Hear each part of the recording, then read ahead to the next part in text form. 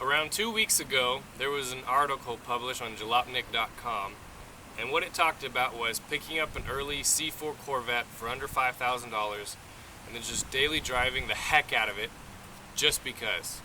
I thought that was a great idea. So what did I go out and do? I went out and bought one.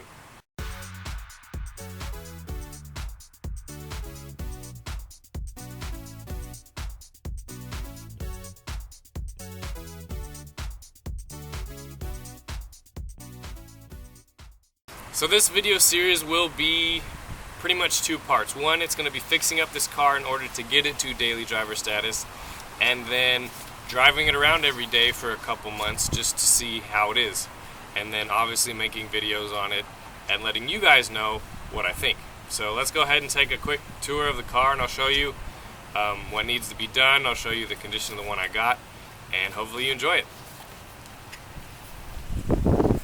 So here's the C4 that I chose. It's a 1985 Corvette Coupe. I think it's funny that there was an early C4 in white on the article at jalopnik.com, and guess what I got?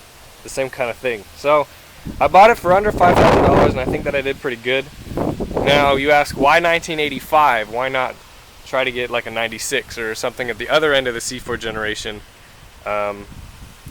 Well, I got an 85 because it's not an 84. Okay, 84's had the crossfire injection and all that kind of stuff, and I'm not really a fan of it. I've worked on a couple 82s with crossfire, and I don't think it was that great.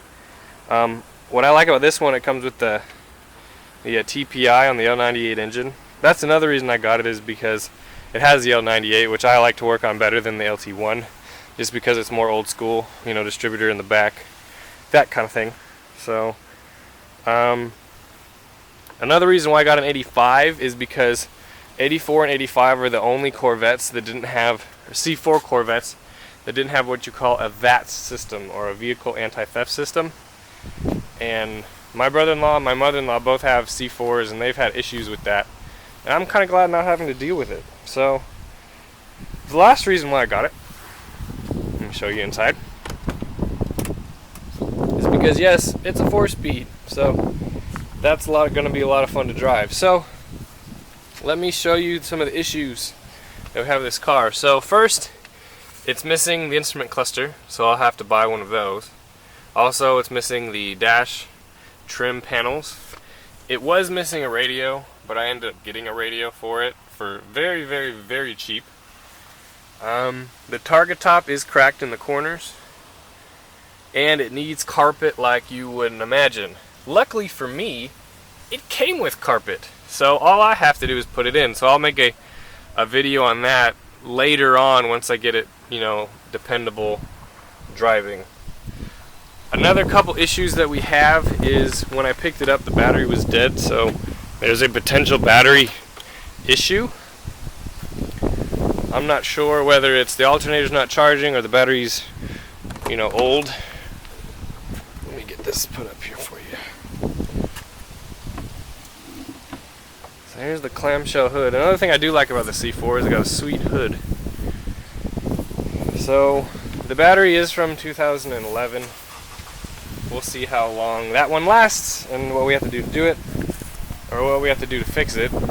Another thing that we have to work on is there's a noise coming from this passenger side front wheel.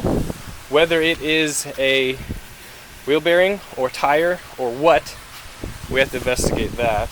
And then last is really just cosmetics. I mean, the car needs a good wash, needs a good buff, and a good wax. I think I can get really good shine on this thing. I just need to put some time into it. As you can see, there's, you know, a little, I don't know if you can see it on camera, there's a little bit of dirt just all over the car. It just needs cleaned up all over. Another reason why I bought this one and not another one is because this motor has less than 100 miles on it. It's a brand new replacement from Rock Auto. I didn't put it in, but they did a decent job. I drove the car about 45 minutes home and didn't skip a beat, so hopefully that will work out. Other than that, really it just needs little bitty odds and ends and a couple things looked through. Yeah.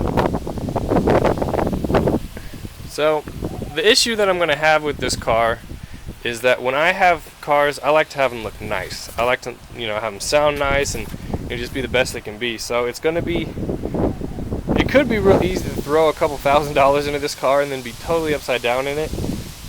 It's not a good idea to buy a C4 to make money on it, because you'll usually lose your butt.